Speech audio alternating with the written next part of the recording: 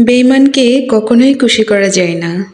তাকে যদি নিজের কলিজা কেটে বুনা করে দেন, তবুও সে বলবে লবণ কম। কারণ সন্তুষ্টি বিশ্বাসঘাতকের স্বভাবে নেই। তারা সবসময়ই খুঁত খুঁজবে, দোষ ধরবে, অভিযোগ করবে। কারণ তাদের কাজই হলো অখুশি থাকা। মানে, মনে রাখবেন, সমালোচনা বা অভিযোগ নয়, বিশ্বাস আর কৃতজ্ঞতাই একজন মানুষের আসল পরিচয়। যে কৃতজ্ঞ সে অল্পতেও খুশি হয়।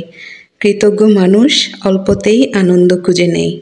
অকৃতজ্ঞ মানুষ অঢেল ভালোবাসা, সাপোর্ট, ত্যাগ পেলেও সন্তুষ্ট হয় না।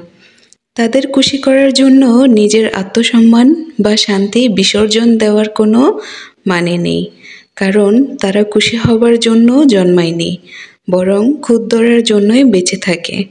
তাই জীবনে এমন মানুষদের গুরুত্ব দেবেন না যারা আপনার ত্যাগকে মূল্যায়ন করে না। তারা আপনার জীবনে থাকার যোগ্যই নয়। নিজেকে মূল্য দিন, কৃতজ্ঞ মানুষদের মূল্য দিন, কারণ তারাই আপনার সত্যিকার অর্থে সম্মান করতে জানে।